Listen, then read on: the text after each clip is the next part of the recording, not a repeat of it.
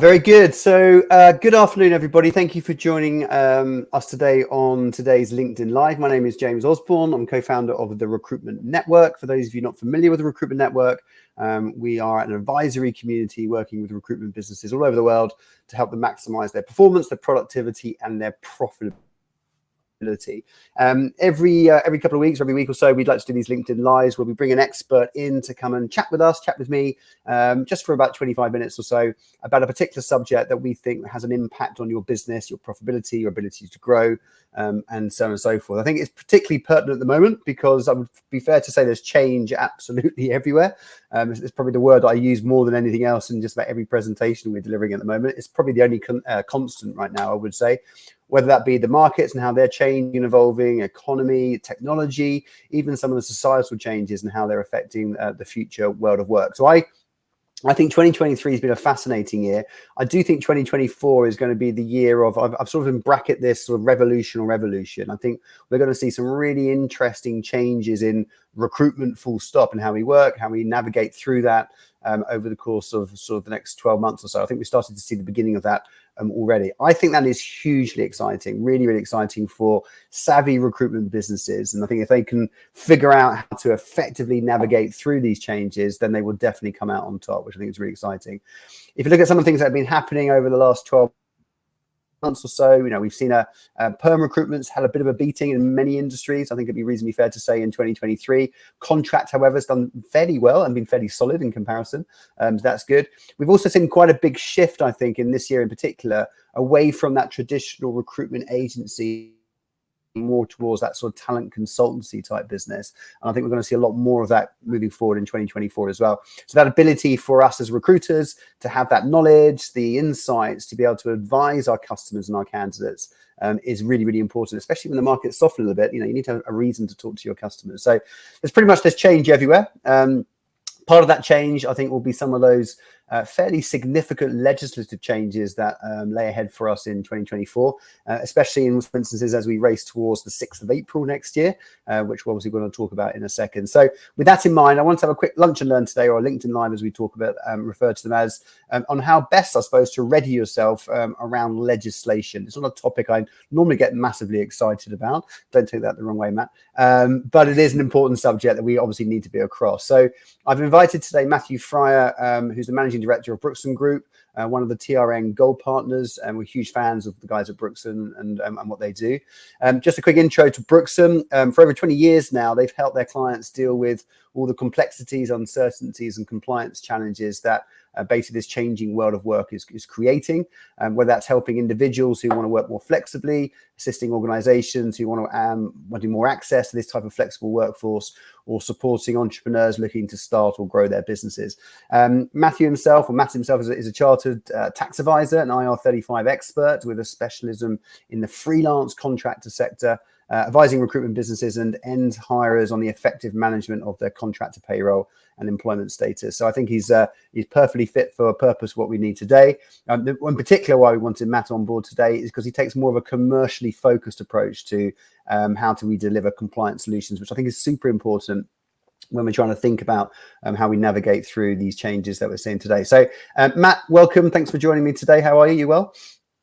I'm good, yeah. Thanks, James. I was just listening to the intro. I couldn't have put it better myself, so I'll listen back to the recording on that one. Well, you wrote it. No, I'm joking. You didn't. That's fine. So Matt, let's dive straight into it. So we've only got sort of 20 minutes or so. So just give me a bit of an overview, really, of what you're seeing at the moment. So what's the current state of play at the moment across the contractor market? And we'll focus on contractors to start with. And how are umbrella companies, PSC accountants responding to these changes within the market at the moment? Yes, yeah. So I guess, yeah, it was interesting to hear your view on the contract market. It is pretty buoyant. So at Brookson, we're seeing quite a lot of new business coming in. The big change over the last few years, though, has been driven by legislation, which was the IR35 change, which is now 2.5 years ago, April 2021. Time flies, doesn't it? But we've seen a massive structural change in the market, effectively migration of lots of contractors from being able to manage their own business through their own PSC limited company into umbrella. And that's solely driven by the IR35 change, more risk for clients, more risk for recruiters in the supply chain. And I think we're seeing risk-averse response to that, which you would expect. So we've seen a massive growth in the use of umbrella companies. There's lots of new entrants in the market. It's getting quite a crowded market, and we're starting to see chinks in the market from a compliance, from an ethical perspective. It's been well publicised, some of the issues that we're seeing in the market. So it's starting to get challenging for umbrellas to compete. There's a bit of a race to the bottom on margin, and a bit of a degradation in quality and service. So it's a bit of a tricky time, really. Whilst I say all that there's still a large number of contractors happily working through their own limited company, and they're probably quite comfortable with the way that they're getting paid and the tax that they're taking. I think there's a large number of contractors who feel aggrieved that they've been forced into a pay-as-you-earn model, and that's causing lots of noise in the market. So I think all of that is resulting in government grabbing hold of it and saying we need to sort this out, we need to fix it. So there's a couple of big changes coming next year, I think, which I don't want to bore you with the technicalities. We can have a chat through those, but I think there's some commercial and strategic opportunities to get ahead of that as a recruitment business. Fantastic. And just, I should have said this at the beginning, apologies. If anybody on the call, if you have any questions at all, please drop them in the chat or in the comments, or send them through to us, and I'll make sure we share those with Matt as we go. Can we just touch on that very quickly around the sort of the future regulation for umbrella companies? And I don't want to get heavy. I'm certainly not going to pull out names and stuff and that sort of thing. But sure. What do you see that looking like? Yeah, so there was a consultation open over the summer. It was an interesting consultation because HM Treasury, HMRC, and Department for Business and Trade had put their name to that. So there's lots of interested parties in government who are saying umbrellas are of value. We're not going to ban them from supply chains, but it's not working. There's tax leakage, there's exploitation of workers, and there's some sort of unethical things going on. So we want to tighten the whole thing up. So there's lots of proposals being made. We should hear, the date for the diary, everyone, is the 22nd of November, where we should hear some feedback. That's the autumn statement, so, or you call it the budget. I'd expect there to be some commentary on umbrella regulation. But at the heart of the change is the government wanting to, they coined the phrase a few years ago, upstreaming compliance. So effectively move compliance risk from the party at the bottom of the chain that's perhaps got less to lose, further up the supply chain to a party that actually has got a lot to lose and will take things seriously. So it's a way of HMRC outsourcing tax compliance to supply chains. So hidden within the umbrella consultation is a proposal to transfer tax debt from any umbrella companies that have been non-compliant and go bust owing tax, to transfer that to a recruitment business that has actively engaged with them and potentially benefited from the tax savings. Perhaps also more worryingly, to transfer that debt to the ultimate end client. So I think we're going to see a real change in the risk profile of umbrella companies should that proposal go forward. It's clear something's going to change. Timing may be April next year, it may be too early, but definitely keep an eye out around 22nd of November for further updates on that one. Fantastic. And if these changes come in, what are some of the implications, do you think, for, well, let's start with the recruitment agency world? I mean, how's that going to impact their businesses ultimately? Yeah, so I think as a starter for 10, and it's probably best practice to get ahead of this now, you really want to know the umbrella companies in your supply chain. So all of your contractors who are working inside IR35 and need to be pay-as-you-earn, they'll either be on your own payroll or that will be outsourced to an umbrella company. So do you know how many umbrella companies you're currently working with? Do you know them? Have you done some form of due diligence? Do you know they're compliant? So typically we see approved supplier list or preferred supplier list in place. And lots of recruiters now, it's quite a mature market where we have PSLs and ASLs. Where I see it falling down is they're not always actively monitored and managed. So you start to see off PSL umbrellas sneaking in, and that's where there's a risk. So I think if anything, it's tidy up those supply chains, work in partnership with your umbrella companies to get ahead of any curve. if you can eliminate risk from your supply chain now, this change in regulation shouldn't have an issue. If, however, you haven't got control of it just yet, you will run the risk of potential debt transfer coming down the line. Right. I also think we'll probably see a consolidation of the umbrella marketplace. Perhaps some new entrants that have gained market share through non-compliance practices will exit the market. So that's the positive side to these changes. It'll produce a level playing field for everyone. So, you know, there's ups and downs to this one. I don't think yet end clients are fully aware of the potential risk that might be coming their way. So there might be an opportunity to get ahead of that curve and reassure them that you take compliance seriously. You're already controlling and monitoring your supply chains, and we won't be exposing you to any risk should these changes come into play. Matt, I often get asked, especially by sort of SME recruitment business leaders as well, you know, what are some of the practical steps they need to take in order to do that due diligence to reduce the risk and mitigate that risk as much as possible? If you were to give a sort of recruitment business leader, you know, an SME business, let's start with that, as a almost like a checklist of things to do, or a sort of a roadmap of what they need to do, what would you suggest, and what's that process look like? So I guess I'd start with thinking, how many umbrellas do you want to work with? So typically we see sort of between 3 and 5. So are you willing to reduce that supply chain down? If you were to do that, there's an easy first step, which is look at industry accreditations. So you've got FCSA, you've got Professional Passport, APSCO approved umbrella companies. So you might want to start with a list of accredited umbrella companies, if you like. I also think having your own internal checklists, the standardized checklists that are available.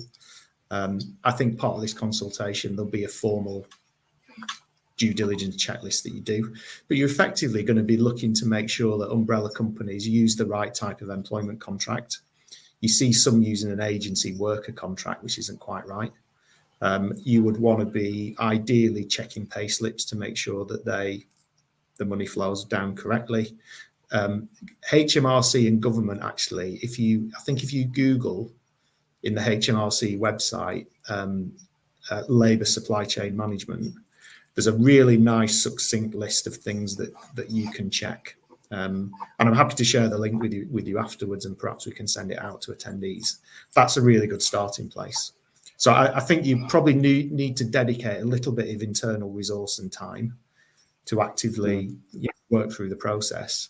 But I think once you've got a small number of umbrellas that you've done some checks on and you trust them, it's about working in partnership with them and building that relationship with them going forward.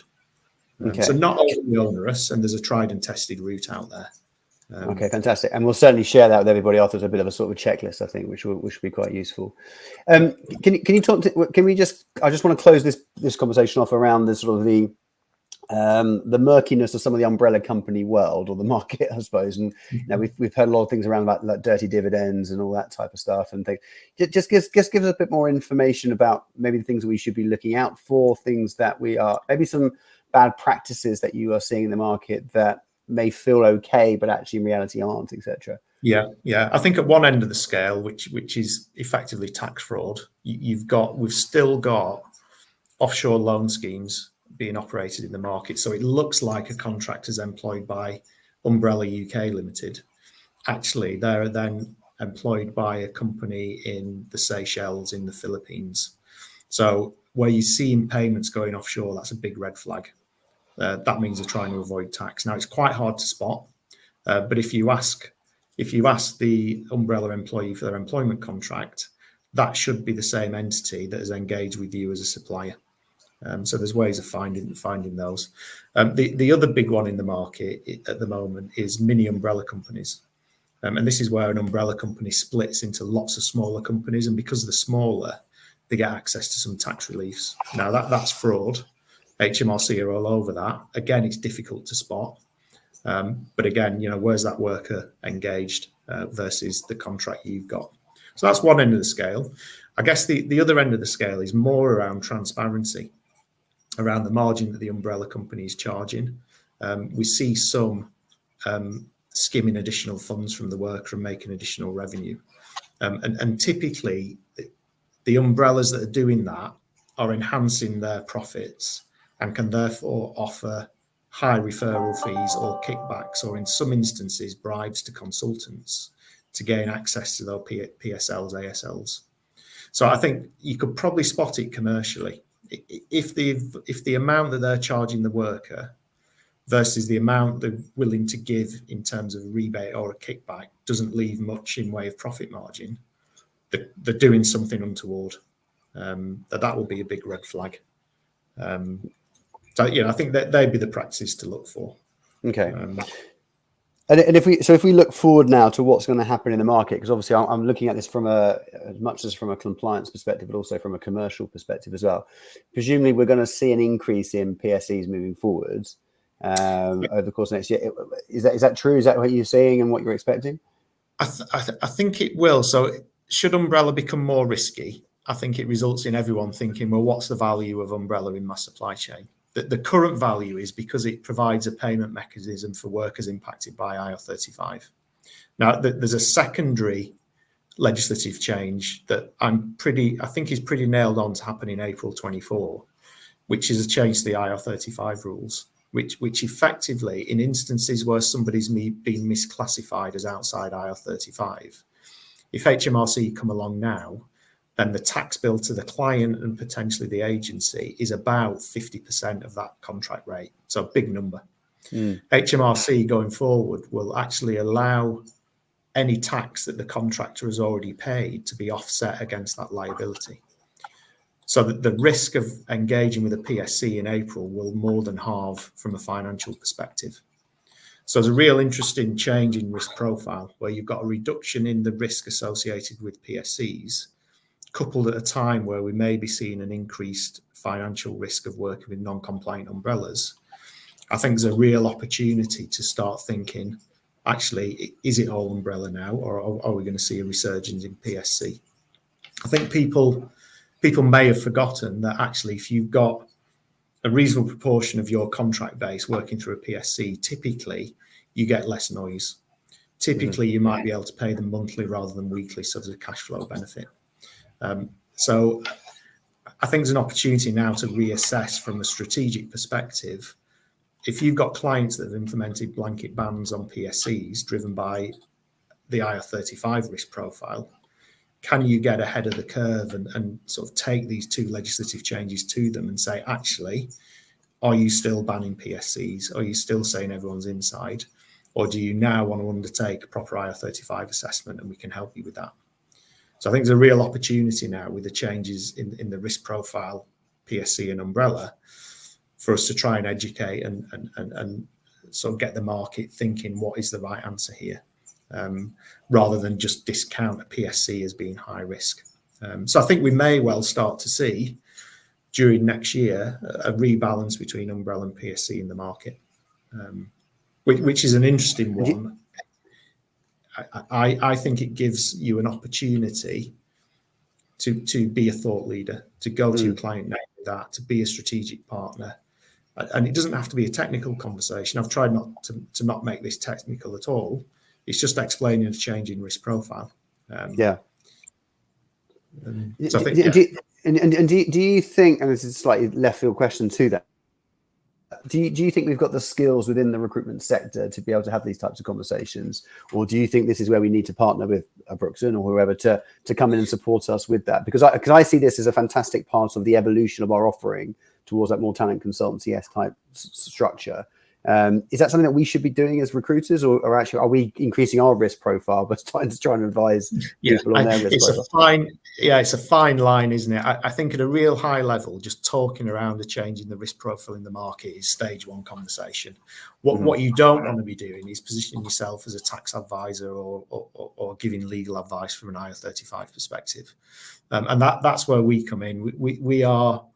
We are working with our agency partners now. A number of them are already taking us to their client, and then they're happy to do that, and they're positioning it to the client as we work in partnership with these guys who are subject matter experts.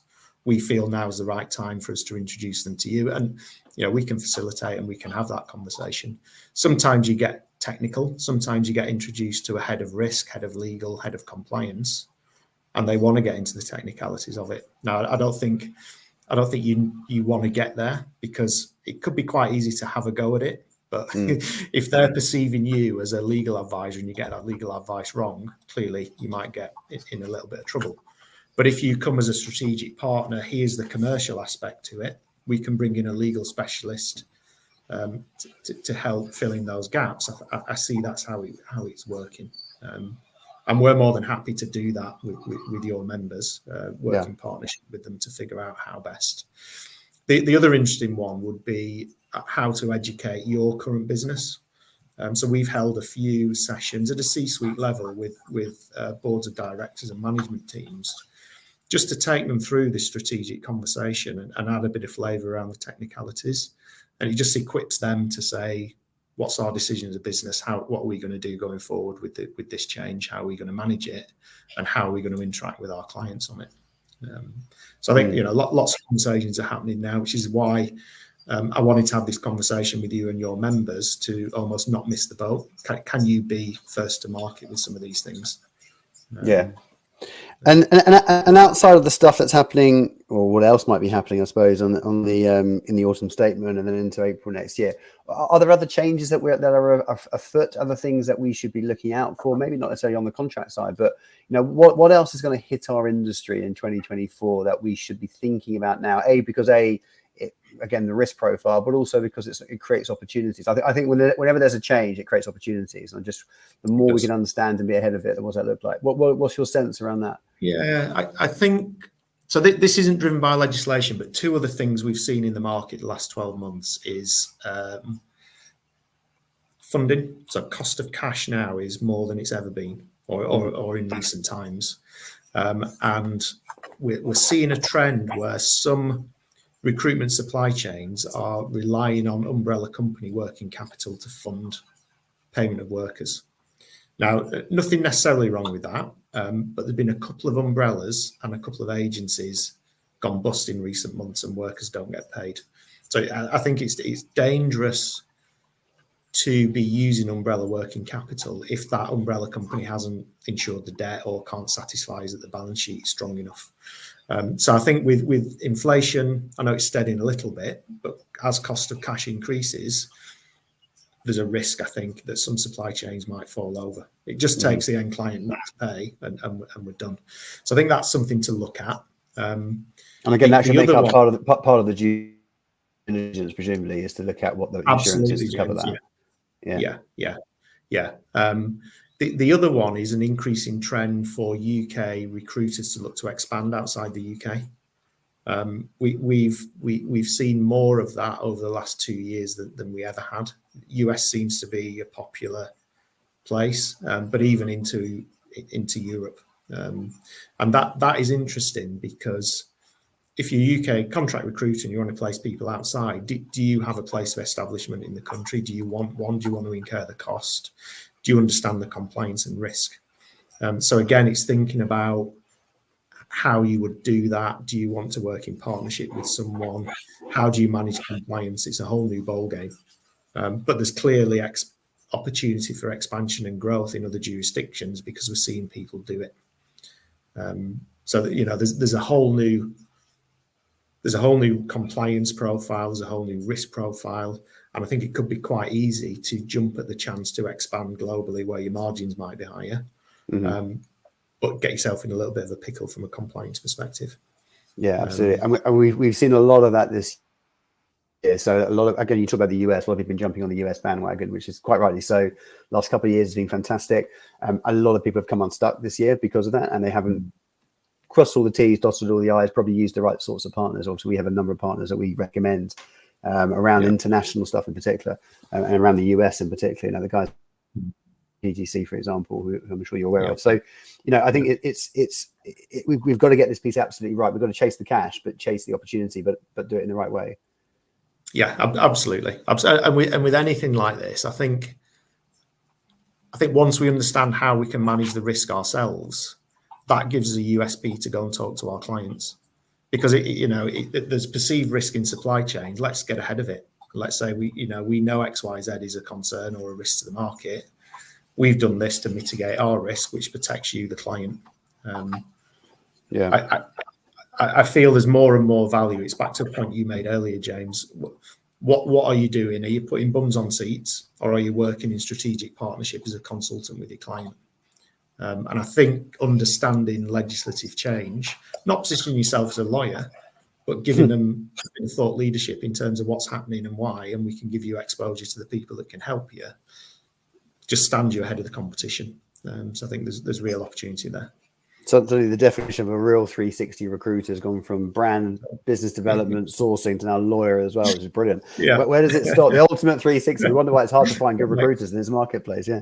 I'm just conscious of time, Matt. We're kind of sort of rounding up fairly soon. So last couple of questions, I suppose, for you. If you're looking at some of the, I suppose, the conversations that you're doing the most at the moment across Brookson with agency leaders, what are those conversations? What are the sort of the 3 or 4 things that everyone's talking about, everyone's focusing on, and that you're getting everyone to be fixated on, I suppose? Yes, I think point one is people are now figuring out that there are umbrella companies in the market that aren't in it for the right reasons, not in for a long period of time, looking to gain market share. So having conversations around how we can protect ourselves from that risk. But also the flip side of that is someone's come along with this proposition, it looks really good. Is it viable? And quite often it's not. So I think there's starting to be a bit of nervousness and potential distrust in that umbrella market. So that would be point one. The other one is we still have agencies coming to us saying, I'm banging my head against a brick wall with my client because they won't entertain undertaking proper IR35 reviews. They're blanket banning. It makes it really hard for me to place the right candidate because they don't want to work pay as you earn. So that's still rumbling on.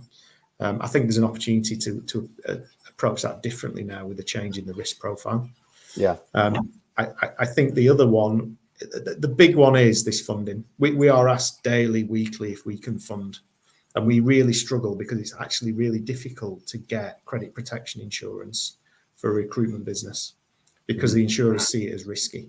So I think that we need to find a way to fix that, which maybe we work in partnership to agree at a deal level with a client that, this is how we're going to do it, rather than try and come in at the back end.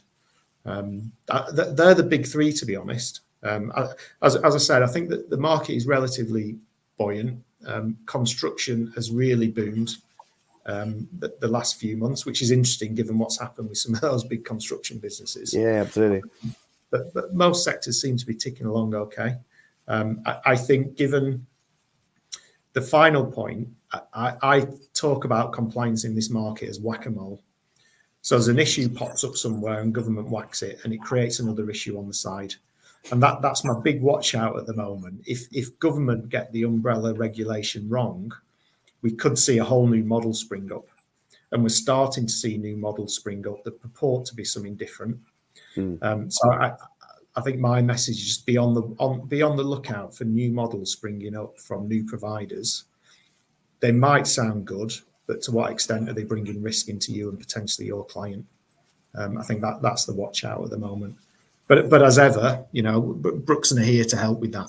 We're happy to assess things for you, happy to work with you to understand your supply chain. I would say happy to put a PSL of umbrella companies together for you, but probably overstepping the mark given that we are. I wonder who's at the top of that one. Well, there you go. Yeah. No, fantastic. Listen, really fascinating as always, Matt. I really appreciate your time with this. And again, this is I see this as such a huge opportunity. I really, really do, in all sorts of different types of ways. And again, if we stay ahead of this now, pre the autumn statement, whatever happens to that, but I think this is a really great chance, I think, for agencies and to get on top of this and maximize on the opportunity. I think we've had a request around that link to the HMRC supply chain management thing that you discussed before. So I don't know if you've got that, or what we can certainly do, I think that was to Paul, we can certainly share that with everybody afterwards. We'll put it up onto the recording and that type of stuff, unless you've got a link to it directly, Matt, that you can stick on the comments. I'm just trying to multitask, but I'm failing. So I'll send it to you guys, and perhaps you can circulate to attendees afterwards. Yeah, perfect. And anyone who's listening, I'll pop it up on my LinkedIn profile in the next hour or two, so you can see it from there, directly from that. So if you click on my LinkedIn profile, you'll get a link on there. Matt, as always, really, really great to see you. Thank you so much, Steve. Brookson, we're massive, massive fans of Brookson, as many of you know. We've worked with them for a number of years, and hopefully we'll continue to do so. So please make sure you reach out to the guys at Brookson, to Matt. If you've got any questions whatsoever, obviously those of you who are involved with TRM, we've got a whole lot of guides and stuff around this as well to help you with that. So again, feel free to reach out to us. Other than that, have a fantastic rest of the day. Thanks everyone for joining us. Matt, thank you once again, and we look forward to seeing you at the next LinkedIn Live. Thanks. Thanks, James.